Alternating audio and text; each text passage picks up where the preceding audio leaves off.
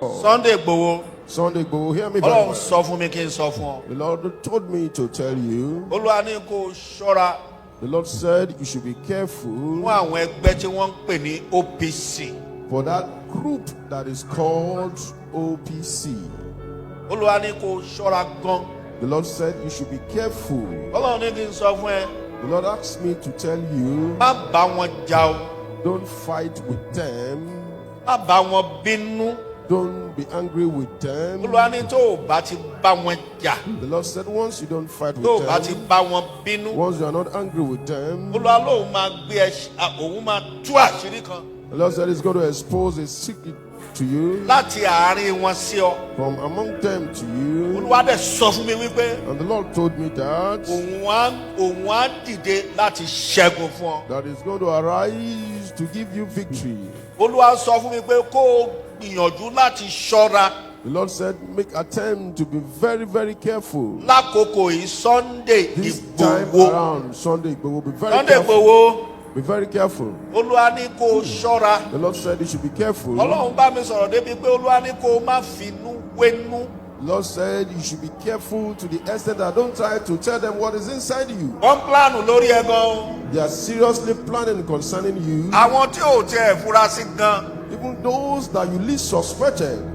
Ọ̀gbẹ́ni Sunday Igboho. Sunday Igboho, Àwọn tí ò fura sí. those that you least suspected. Wọ́n plánù. They are seriously planning. Àwọn tó ń bá ẹ rẹ́rìn. Even those that are laughing with you. Olúwa ní tó o bá lè The Lord ṣọ́ra. said if you can be careful among Olúwa ní them. tó o bá lè If you can ṣọ́ra. be careful among them. Tó o pa ìjìnlẹ̀ ẹnu rẹ mọ́. And you can keep your mouth and keep your secret. Olúwa ní àwọn tó ń plánì. Those are those that are planning this evil towards you. Nínú wọn máa kú. Among them, they're going to die. Àṣírí máa tún tú gan. And you get more secret open up. Ẹ̀rù gan wá bà wọ́n. And you too, you'll be afraid. Olúwa sọ mi pé The Lord told me that. ṣọ́ra fún àwọn nǹkan ìjìnlẹ̀ tí ó máa tẹnu rẹ jáde. Be careful with the secrets that you'll be leaking out. to Àwọn them. ọ̀rọ̀ ìjìnlẹ̀. Those words are mystery. Àwọn ọ̀rọ̀ ìkọ̀kọ̀ ìjìnlẹ̀. Those hidden words that are secrets, that Olúwa ní are kó mystery. ṣọ́ra. The Lord said you should be careful. Jọ ṣọ́ra. Please be careful. Ṣọ́ra.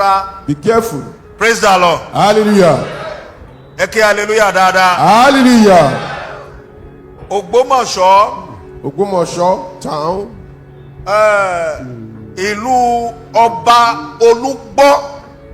The town of Olugbo, Ọ̀yọ́. Oyo, Àti Ọ̀wọ̀ tèmi ti wá. and Owo, which I came from, Àti àwọn apá kan ní Òkè Ògùn. and some parts in Okeogun. Ìṣẹ̀lẹ̀ búburú kan fẹ́ ṣẹlẹ̀. Some bad incidents wants to happen. Gbogbo ibi tí mo dárúkọ yìí. All these places I've mentioned. Ẹ̀yin ọba ẹgbẹ́ ìgbésẹ̀ tó ní agbára gan. kings there take some steps that are powerful. Ẹ̀yin ọba ilẹ̀ Yorùbá. You kings in Yoruba land. Mo sọ fún ibi tí mo dárúkọ I yìí. said these places I've mentioned. Ẹgbẹ́ ìgbésẹ̀ tó Take ní steps agbára that tó are powerful. dì. Take steps that are powerful. That Ẹ̀yin are ọba ilẹ̀ Yorùbá. kings in Yoruba land. Èmi kàn dákẹ́ ọ̀pọ̀ iṣẹ́ ni Olúwa rán mi tó pọ̀ God sínú sent sọ. me a lot of messages, but which I did not deliver. Láti December gan mi ò sọ̀rọ̀. Since December, I refused to talk. Mi ò sọ̀rọ̀ rárá. I refused to talk. Nínú àwọn iṣẹ́ tó Olúwa rán mi ti wá sí Among ìmúṣẹ. the messages that the Lord sent me, I refused to talk. Torí Olúwa sọ mi pé kí n má fara wé àwọn wòlíì orí social media. Because the Lord told me not to compare myself with prophets on social media. Pé kí n ṣọ́ra. That I should be careful.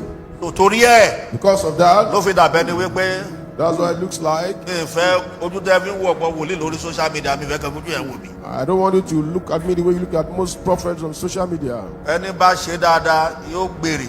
Ẹni tí ò ṣe dáadáa You yóò receive the gbèrè. reward. If you don't do good, you also receive the reward. Oníkálukú ló máa jẹ iṣẹ́ ọwọ́ ẹ̀. Everyone will reap the reward of their labor. Oníkálukú ló sì máa bẹ̀rù ẹ̀ ní ibodè. And you also meet your load at the border. Màá bẹ̀rù tèmi ń sọ̀rọ̀ yìí màá bá I bodè. talking, I will meet my own load at the border. Ó dáa kò dáa dandan ni màá gbé. Whether it is good or not, I'm going to carry it. Lórúkọ Jésù. In the name of Jesus Shami. Christ, say amen. Èṣù ò ní bá ti wá jẹ́. Amen. Ọlọ́run ní káyọ̀ ọba yìí ẹgbẹ́ gbèsè The Lord said, you kings of this mentioned town should take steps tó ní agbára. that is powerful. Gbogbo ìjọ Every churches tó ń bẹ lórílẹ̀ ayé in the world ẹ máa gbàdúrà fún àwọn ọ̀dọ́. Praying for the youths. Kì í ṣe lórílẹ̀‐èdè yìí nìkan o. Not this nation alone. Kì í ṣe lórílẹ̀‐èdè yìí nìkan. Not this nation alone.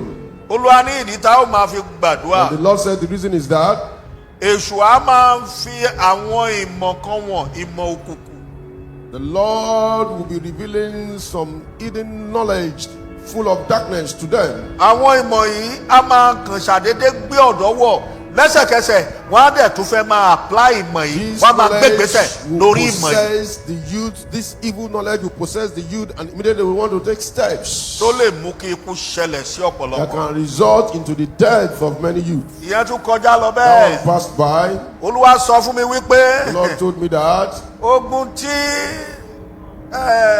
ogun tí wọ́n ń jà ní Iran yẹn, that battle going on in Iran. Olúwa ní kó gbàdúrà The Lord said we should pray káwọn kan má bàa dìde.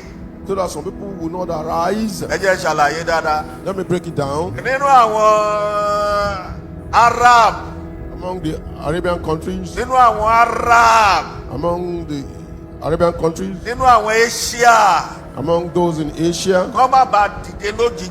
so that they will not just rise suddenly Fọwọ́sowọ́pọ̀ pé and to join hands together wọ́n á fẹ́ kọjú ìjà sí Israel àti Amẹ́ríkà. that they want to face Israel and America.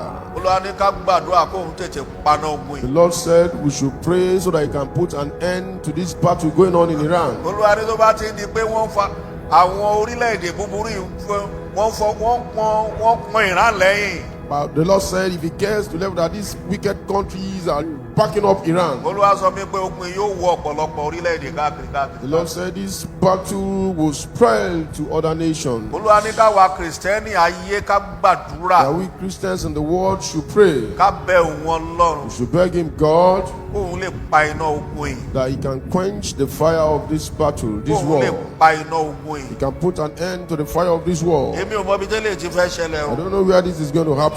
Disaster kan ṣẹlẹ̀ níbì kan. The disaster happened somewhere. Ìjìnlẹ̀ ìran lélẹ́yìí. This is a divine revelation. Ilẹ̀ ń mì ní ọ̀nà tó tún yàtọ̀. The land was Ilẹ̀ ń mì. the land tilted Bá a ṣe fi ìran yẹn wọ̀n mi. the way I was shown. Ilẹ̀ tó lẹ́bù báyìí. A level ground like this. Tó lẹ́bù báyìí. A level ground. Ó dẹ̀ ṣí sókè báyìí. We just tilt. Ó dẹ̀ ṣí sókè báyìí. Tilt the other side. Ó dẹ̀ làgàrà. Open up. Bí gbogbo nǹkan tó ti wà lórí ẹ̀kún máa rọ́ sí kòtò. And everything inside will start falling inside that deep pit. Èmi ò mọ ibi tẹ́lẹ̀ ti fẹ́ I ṣẹlẹ̀. don't know where this is going to happen. Ìyẹn tún kọjá lọ bẹ́ẹ̀. That one passed by. Ẹgbẹ́ ayé tẹ́ wà ní Lagos Island. Those of you in Lagos Island, Ẹ pray dáadáa. pray very well. Ẹ pray dáadáa. Pray very well. Praise the Lord. Hallelujah. Ẹ ké hallelujah. Hallelujah. Ẹ̀mí Olúwa sọ fún mi wípé The Spirit of the Lord told me ẹ̀yin that tẹ́ wà ní Lagos Island. those of you in Lagos Island, Ẹ pray dáadáa. pray very well. Pray very well. Pray very well. Ẹ pray o Pray very Lagos well. láti tó máa ń pe àwọn ọbalẹ̀dẹ̀ yẹn ní Island náà ni àbí lọ sẹ́pẹ̀ Island ni wọ́n ẹ̀pẹ́ náà Island yes. Ẹ pray dáadáa o. Pray very well. Gbogbo Lagos Island lọ. From Lagos Island, starting from the area of Obalende down to Ekpe, Ẹ pray dáadáa. pray very well. Jẹ́ ohun Ọlọ́run àti That ìrántí mórí. is the voice of God and the revelation that the Lord showed. Lórúkọ Jésù àdúrà wa gbà. In the name of Jesus, our prayers will be answered. Àdúrà wa gbà. Our prayers will be answered. A ní tara fọ́lọ́. There is no passion, there is no zeal for God. Ó máa ṣe o. Àdúrà wa gbà. Amen. Ẹ já dìde dúró. Tara Let's ní be on ká our fi feet. Let's gbàdúrà be on yọ. our feet. Let's pray with zeal. Let's pray with passion. Ọlọ́run dáàbò bò mí. God protect me. Ẹ̀mí mímọ́ Holy Spirit, dáàbò bò mí. protect me. Ẹ gbà dáadáa. Pray it very well. Ẹ gbàdúrà tí mo pè yí dáadáa. Pray this prayer point very well. Ẹ̀mí mímọ́ Holy Spirit, lọ́sàn. Dáàbò dáàbò bò mí. Protect me. ìtara ní kẹ́ fi gbàdúrà o. Pray with passion. Pray with zeal. gbogbo inú ilé mi ni kò dáàbò bò. Protect everything in my home. gbogbo tó kó yí mi ká ni kò dáàbò bò. Everything you've given me, God protect them. gbogbo ọdún yìí. Throughout this year, fi ṣààbò fún mi. use it to protect me. ẹ bá gbàdúrà. You better pray. ó ní ohun tó bí àdúrà tí mo pè yìí. There's something led to this prayer. ẹ porúkọ Jésù olùgbàlà. Call the name of Jesus Christ our pé Savior. ẹ̀mí mímọ́ ṣẹ́ ọ̀run. Call Holy Spirit, authority of heaven. dáàbò bò mí. Protect me. ó yá ẹ pé Jésù ẹ gbàdúrà bẹ́ẹ̀. For Jesus. Ẹ̀mí mímọ́ àṣẹ o.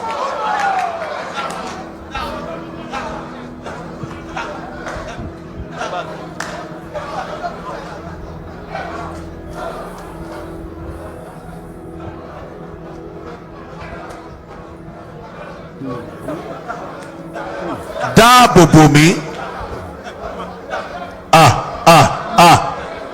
bẹ́ẹ̀ tí ń gbàdúrà yìí kò sí ìtara. ó mà ṣe o.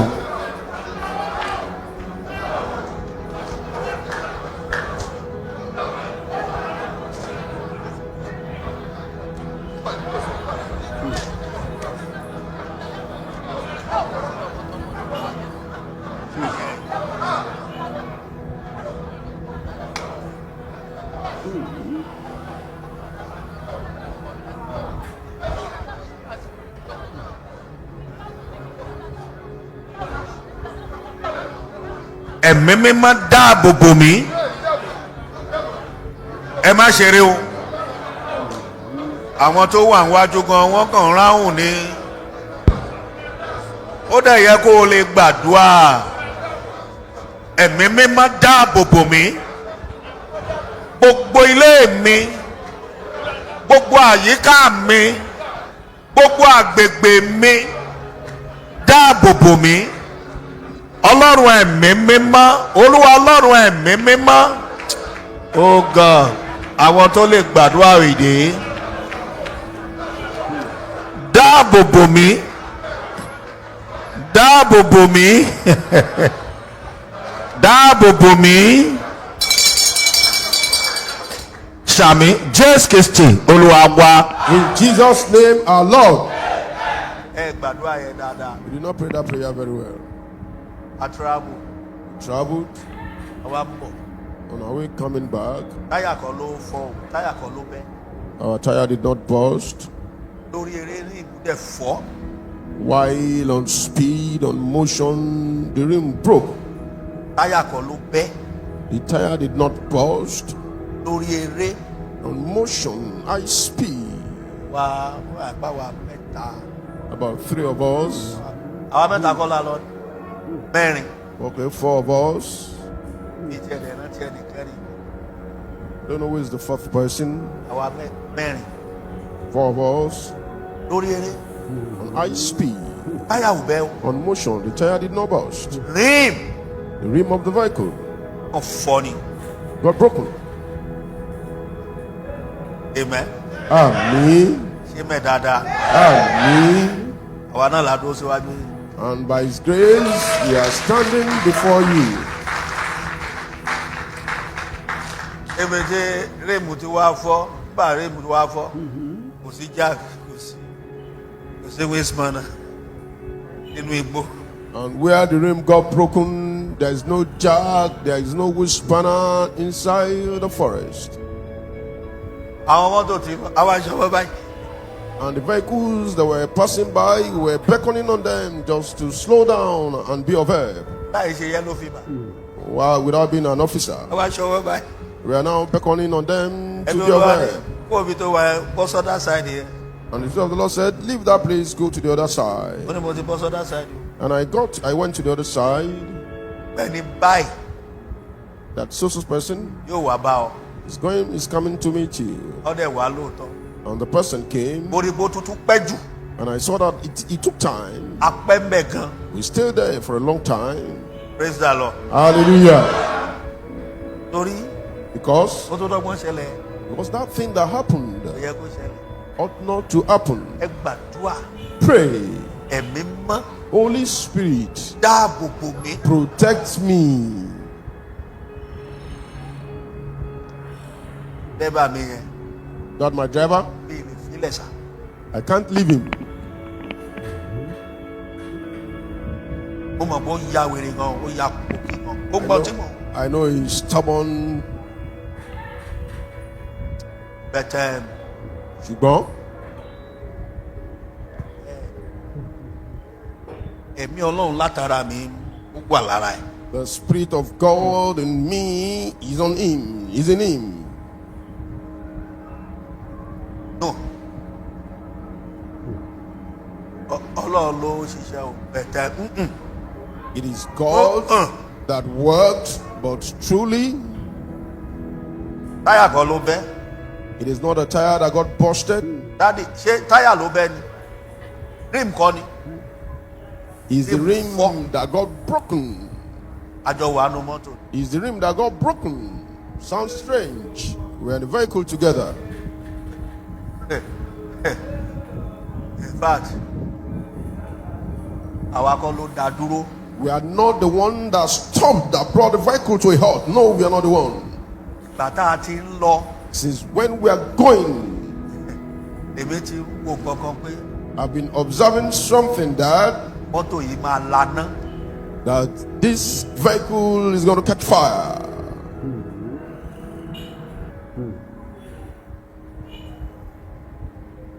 Ìdí alẹ́sà yẹn yọ iná pòpòpòpòpòpòpò. The silencer was breathing out fire.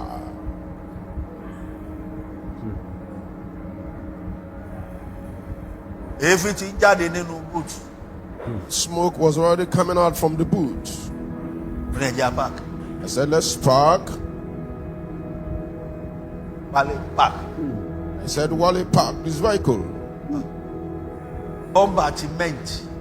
The bumper has already melted. Ẹ ṣe pé ènìyàn náà pa mí.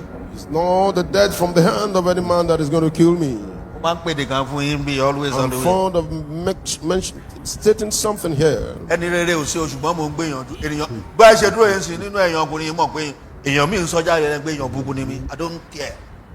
Whether I don't care. I'm not saying You leave your home. You come meet God here. You have a lot of a problem. You leave your problem. You kick against it. Your prophet, God want to use him for you. ó fi ilé rẹ̀ sílẹ̀ pọ̀lọpọ̀lọ ìṣòro rẹ̀ ó wá ń tako òun ṣe lòdì sí wòlíì tọ́lọ́run fẹ́ lò fún ọ. Yeah. Am I correct? No. Yóò mú owó wá máa fún ẹ lówó.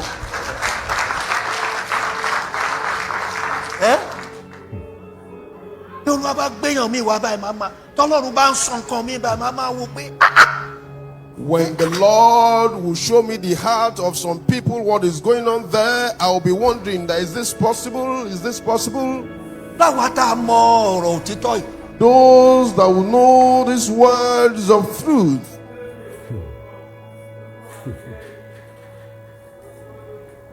Bí ètí mi ò tí pẹ́ tí mo yàn tí ò tí pọ́sẹ̀ méjì àwọn kan ti fẹ́ máa fún ní bribe.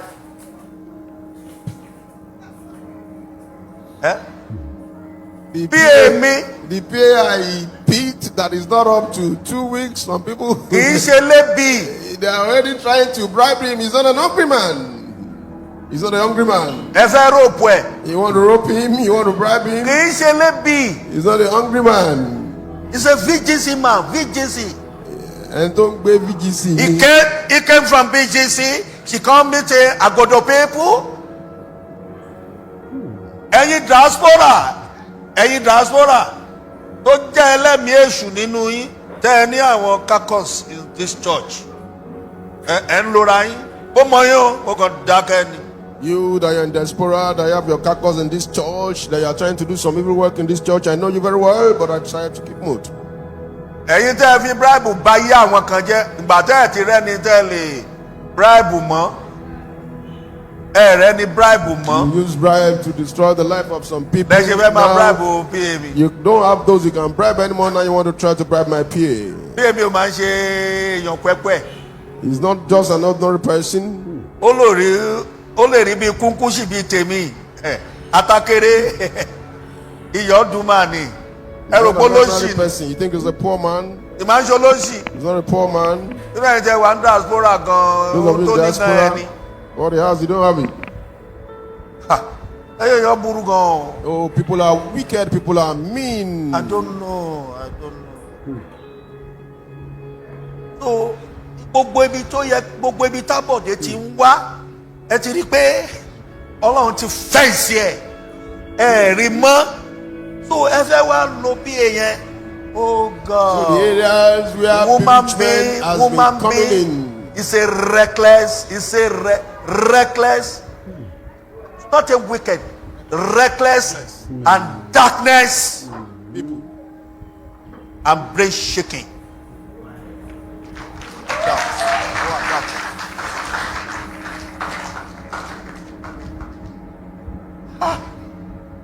tó bá yé ènìyàn ṣe burú báyìí.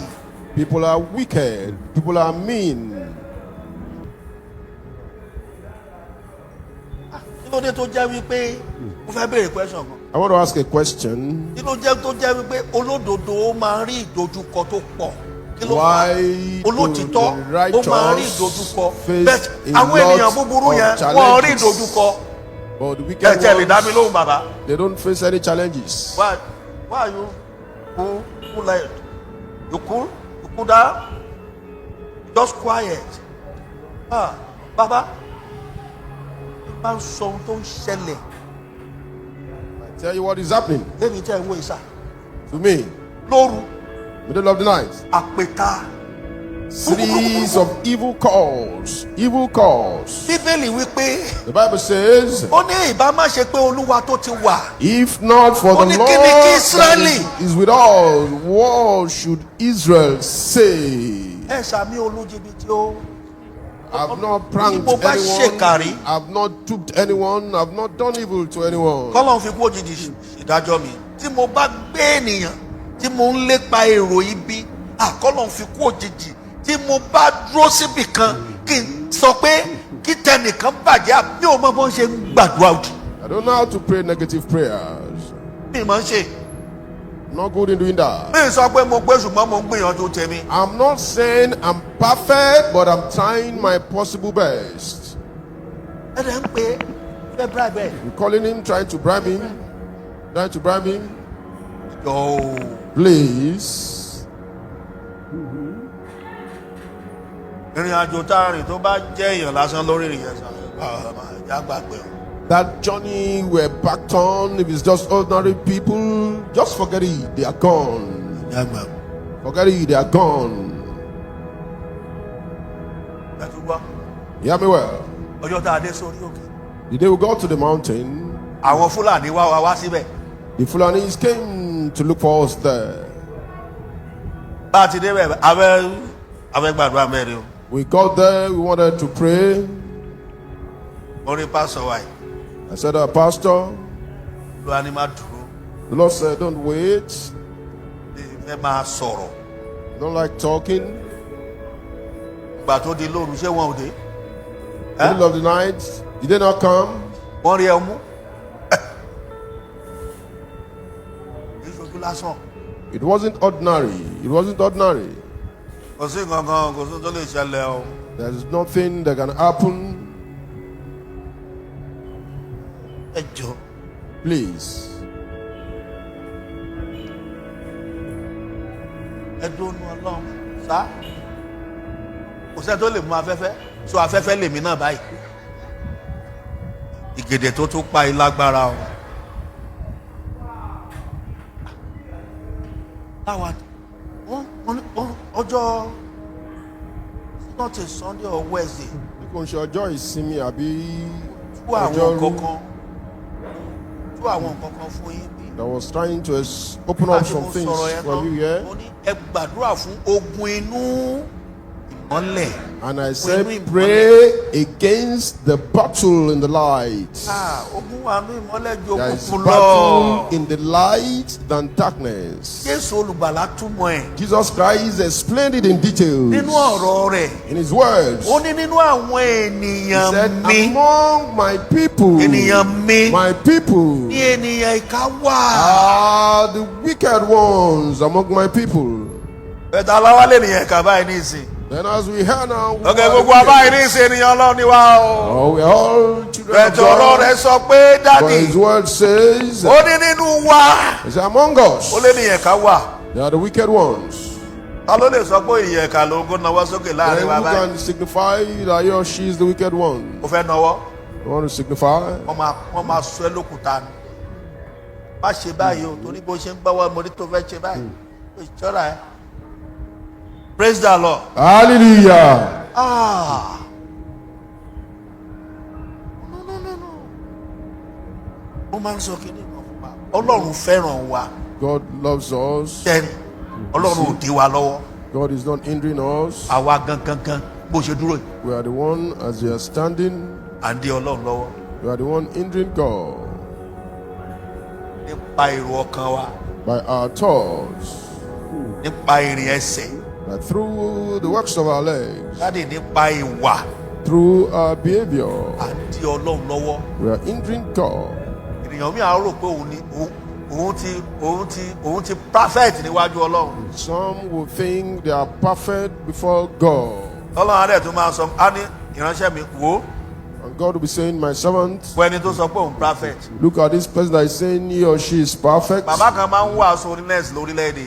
As a father normally preach holiness in this nation, Ọjọ́ tó déwájú bàbá Oyèlámì. the day he got to our father Oyelami, Ọlọ́run sọ fún bàbá Oyèlámì ó ní God told our Oyelami, father Oyelami that sórí ẹni tó kúnlẹ̀ iwájú ẹ̀ bí this ó mọ̀ ọ́. person kneels down before you, I don't know him. Holiness ló dẹ̀ ń preach. And he's always preaching holiness. Ọlọ́run tẹnu bàbá Oyèlámì sọ lágbájá Olúwa lóhùn ò mọ̀ ẹ́. Spoke to Baba Oyelami that God did not know him. Gbogbo àjàgà tó gbé sọ́rùn ènìyàn. All the yoke you've put on Lọ people's gbé legs, kúrò. go and remove the yoke. Òun ò mọ̀ ní sí òun ò tiẹ̀ rí ẹ̀kọ́ rẹ̀ gan jẹ́ ẹ̀ṣẹ̀ lọ́dọ̀.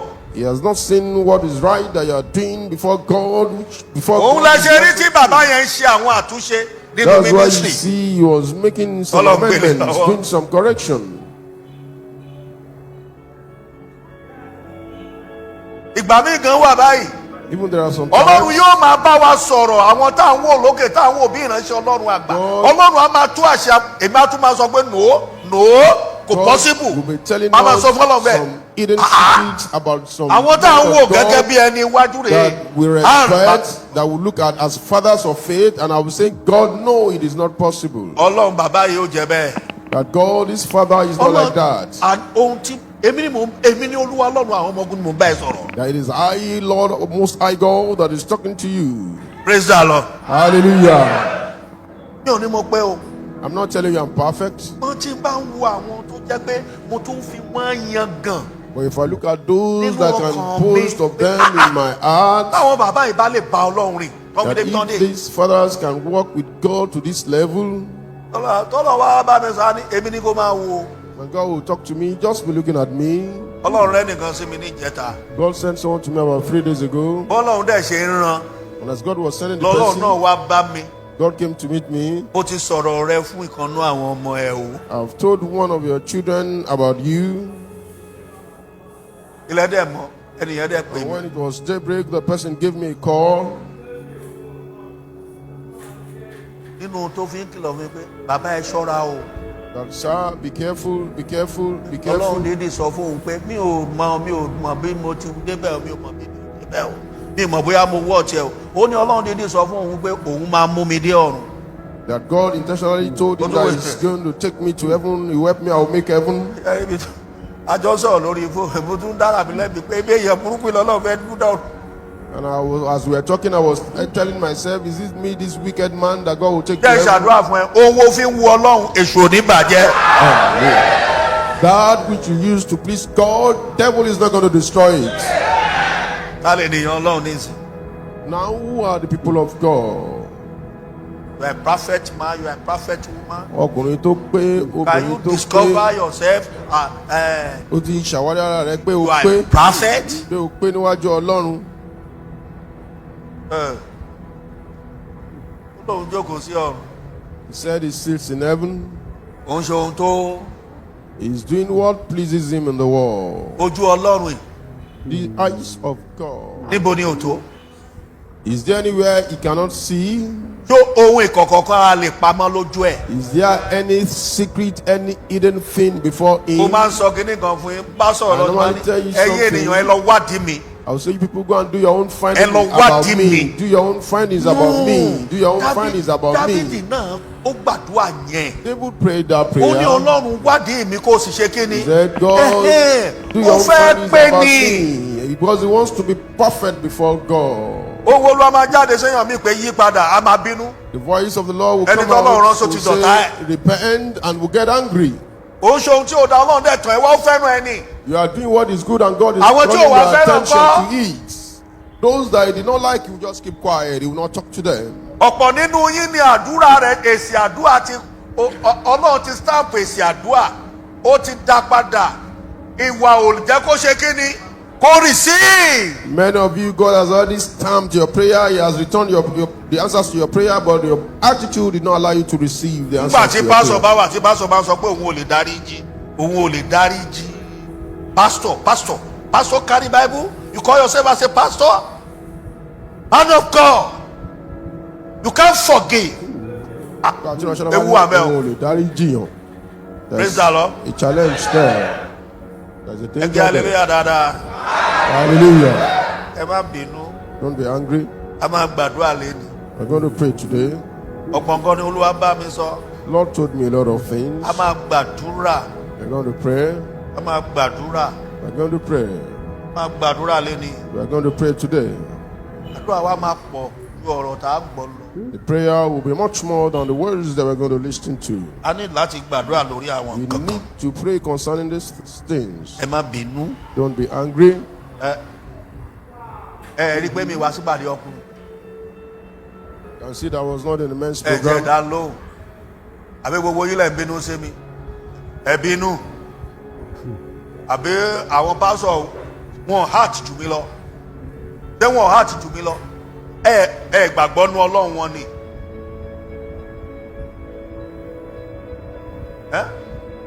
Ẹ rò wí mi náà jókòó tẹ́tẹ́rẹ́. I'm not sitting idle. Nígbà jókòó tẹ́tẹ́rẹ́.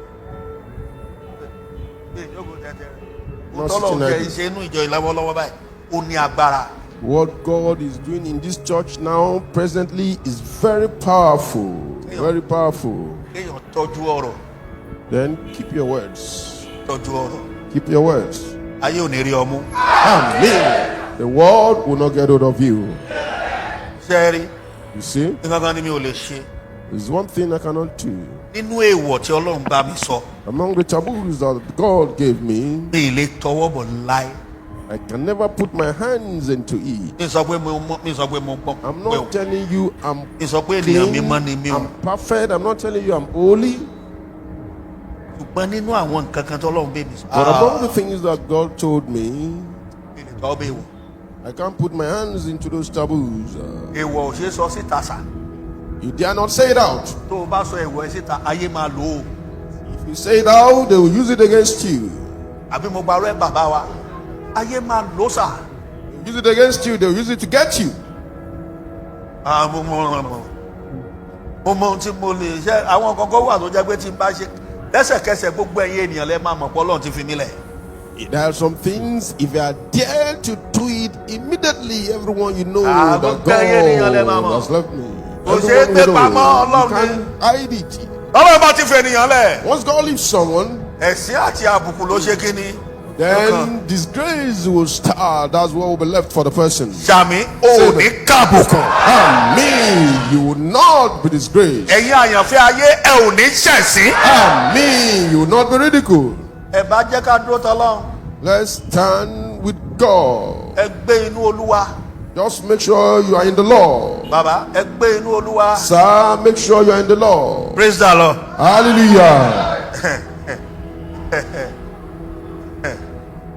Mi tí lè sọ̀rọ̀ ṣá. It's not time to talk.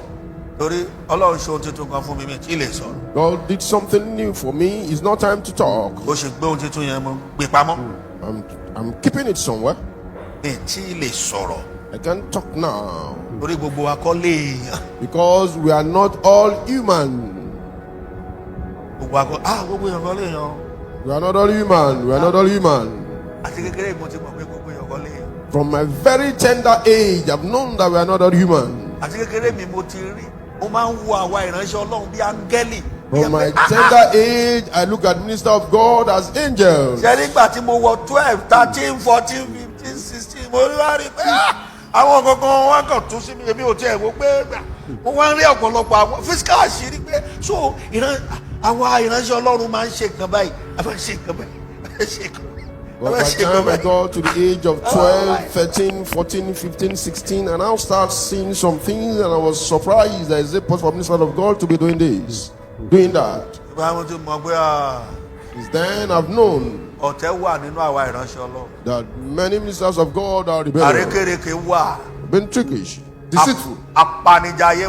Those that will kill others, that will kill glory to agbára wọn kan tún kọjá tẹ tó wà ní òkùnkùn. Even their power is kì í ṣe agbára Ọlọ́run agbára òkùnkùn ni. It's not the power of God, it's the power of darkness. Two ways adapter ni wọ́n.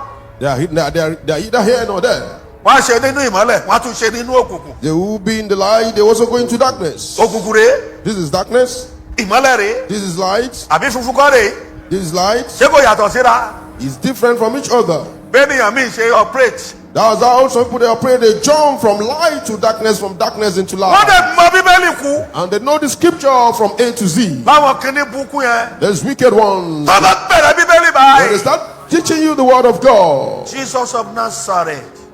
Jesus Confirm. Confirm. Pastor confirm.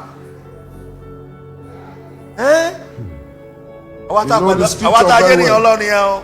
And these are the people that we call people of God. a máa operate lọ́nà méjì. You will be operating like a two-way adapter. a ṣe bí ìmọ́lẹ̀ lẹ́nìí. You do light today. a ṣe bí òkùnkùn lọ́la. You behave like darkness tomorrow. àti ó bá wu Ọlọ́run á kàn tún yá wọn lò á tún dọ́ǹpù wọn. But when it pleases God, He will make use of them on a partial note, then He will dump them again. irú àwọn yẹn ni wọ́n pè ní 2 ways. Those are the people that you call two-way adapters. Please. Stay in God. Remain in God. There is nothing in this world I normally tell you. What is that will eat that is never exhausted? I was talking to one of my uncles yesterday, let him hear me well. As I will tell you what is inside me. You supported what is not good. You can't say you did not support it. It's a lie. You are my uncle. By the anointing of God, I'm senior you 100%. Nípa ìfàmìíràn nínú ayé mi, mo jù yín lọ. Let me say the truth for you. Ẹ jẹ́ n bá yín sọ òótọ́ ọ̀rọ̀. I will talk to you. I cannot hide anything for you. Màá sọ òótọ́ ọ̀rọ̀ mi ò ní farapamọ́ fún yín. Ó bá nífẹ̀ẹ́. If you have love sí ẹnìkejì ẹ. your fellow human being. ìfẹ́ yẹn á máa ṣe ẹ́ débi pé ẹni tó nífẹ̀ẹ́ yẹn kí nǹkan kan má ṣe kíni. That love will be pushing you, that person you love, you don't want any evil to happen to that person. ẹ jẹ́ àgbàdúrà fún ààbò yẹn. Let's pray for people. àwa lọ Sunday school. We now move to Sunday school class. ẹ gbàdúrà ààbò yẹn dáadáa. Pray that prayer of protection very well. Ọlọ́run fàbò bo ilé mi. God protects my home. Hallelujah. Hallelujah. ẹ gbàdá ẹ má ṣeré o. Pray it very well, don't joke. Ọlọ́run fàbò bo ilé mi. God protects my home, protect my family. Amen. Amen. ẹnìkan wà láàrin wa bí. There's someone in our midst here. ọmọ ẹ. He's our children. ó máa lóyún ní ìlú òyìnbó. We'll be pregnant in overseas. á dẹ̀ bí ìbejì. We'll give birth to twins. ẹnìyẹn wà láàrin wa bí. That person is in our midst. ọmọ ẹ yẹn. That particular child. òjijì lóyún ẹ̀ dẹ̀ máa wá o. The pregnancy will come suddenly. ó máa lóyún. We'll be pregnant. òjijì. Suddenly. ó lè máa wo bí mistake. It's not a mistake. Ọlọ́run fẹ́ bẹ́ẹ̀. Can be looking at it as a mistake. No, it's not a mistake. Lórí tí God kìíní yẹn bá wants it like that. ṣẹlẹ̀, Because when that thing a máa happens, dára ẹ̀ lẹ́bi pé why are you do mistake like this? we'll be condemning ourselves. Wow, that why did she make Why this mistake? am I do mistake? Am I correct? And why did she make this mistake? Why did I make this mistake?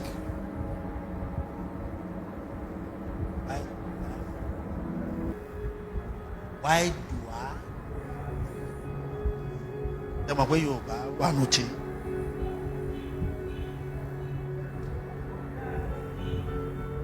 Ẹni yẹn That person ó máa lóyún will get pregnant, méjì ọmọ yẹn. will give birth to twins.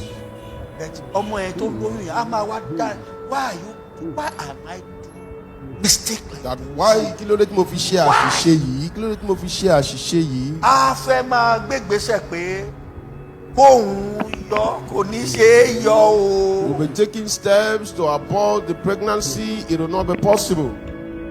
Kò ní ṣe kó lo ẹgbẹgbẹ̀rún oògùn.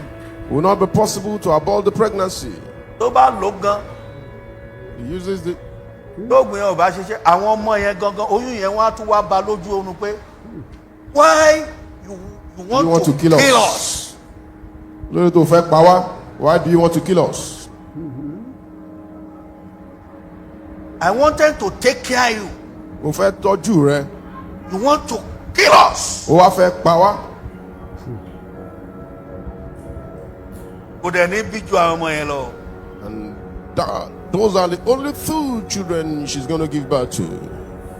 Ẹni tí mò ń sọ yìí. This person I'm talking about, Ìyá rẹ̀ wà láàrin wa. the mother of this particular person is in Kò our ní bí midst. ju àwọn ọmọ yẹn lọ. Will not give birth to those, more than those two Wọ́n bá ti children. lè pè é pé hello But once she calls you that, hello, my mom. ìyá mi, I do mistake to pregnant. mo ṣàṣìṣe, mo lóyún. You have to come stay with me. Lọ́jọ́ kò tí o. Ẹ wá dúró tì mí o. Immediately take your leave, go and stay with her. Jọjọ bá lọ tó lọ jókòó tí. If you go and stay with her, Àwọn ìrànwọ́ kan máa ṣẹlẹ̀ kó tó di pé ọmọ rẹ yẹn bí ọmọ yẹn. some help will arise before that your daughter is going to give birth to those children. Oyún tó wà nù ọmọ yẹn àwọn ọmọ yẹn kó máa wo ìwọ grandma ṣe láàánú. Even the children inside that your child, they will look at you, the Wow. grandma, to have mercy Pé on wọ́n you. sì wà nínú wọn For ò the ní fact fẹ́ that- ṣèyá wọn láàánú torí èrò ìwọ́ntẹ́ tó Kill us. us. Even though they are still inside the womb, Ìwọ́ntẹ́ tó kill us. they will not want to have mercy on their mother, but you, the grandma, they will have mercy on you. Àní gbà fún ẹ. They're not going to allow you. Ṣùgbọ́n ohun tó yẹ kó o rí láti inú ọkàn wa nínú ẹ̀ tá a wà àní ṣe. But what we're supposed to do for you that you are carrying us in your womb, we are not going to do it. Iṣẹ́ Ọlọ́run lèmi ń jẹ́ èmi ò jẹ́. I'm delivering the message of God, Bó dẹ̀ mọ́bìnrin yẹn láàrin wa mi. and I know the woman in concern in our midst. Go prepare your passport. Lọ ṣètò ìwé ìrìnnà rẹ. Call for visa. Ó lọ gba àṣẹ ìrìnnà. If your passport due, if your visa wanted to due, bá ti kọjá lọ Take your letter, go lọ to ṣe àtúnṣe. embassy. Tí For àṣẹ letters. ìrìnnà bá ti kọjá náà lọ write your gbà mí. letters, send your letters. You need more visa. Wọ́n dẹ̀ máa fún ẹ ní 4 years. Correct. You'll be given 4 years visa. Ẹ bá wá fún ẹ fún visa 4 years yẹn fẹ́mi fowó ságbó mi. Now, if they give you that 4 years visa, make sure you empower my pockets. Fowó ságbó mi. Empower my pockets. Torí ajẹgbèsè sórí òkè. Hello. Ajẹgbèsè. Wọ́n ti fún ẹ visa 4 years visa put owó tá a jẹ ọ̀pọ̀ just 1 million ni. 1 million lájẹ. Àti sẹ́yìn tó pásọ̀ wa yẹn ń ṣiṣẹ́. Now that pastor is working. He's working. Bàbá yẹn ń ṣiṣẹ́ bí akúrí ni. He's working. Kò sinmi. He's a workaholic. He's not resting. Toru. Both day and night, he's working. He's a workaholic. Ọmọ dáadáa. He's a good son. Ó máa rà àánú gbà. You will receive mercy. Wọ́n sọ fọ́lọ́run. Now tell God, Ọlọ́run fa gbogbo mi. God protect me with my own. Ilé mi. Protect my wife, protect my children, gbogbo ẹ̀yin tẹ́ wo wa ẹ gbàdúrà yẹn dáadáa ó yá ẹ pé Jésù ẹ gbàdúrà bẹ́ẹ̀. orúkọ Jésù. ẹ̀mí mímọ́ àṣẹ ọ̀run. má má ṣeré ẹ wò bẹ́ẹ̀ ṣe ń gbàdúrà.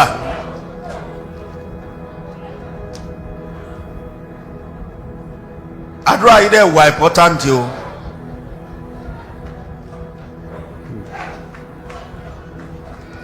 Ọlọ́run fa close your eyes. Di ojú rẹ kó gbàdúrà. Close your eyes. Ẹ bá Ọlọ́run sọ̀rọ̀.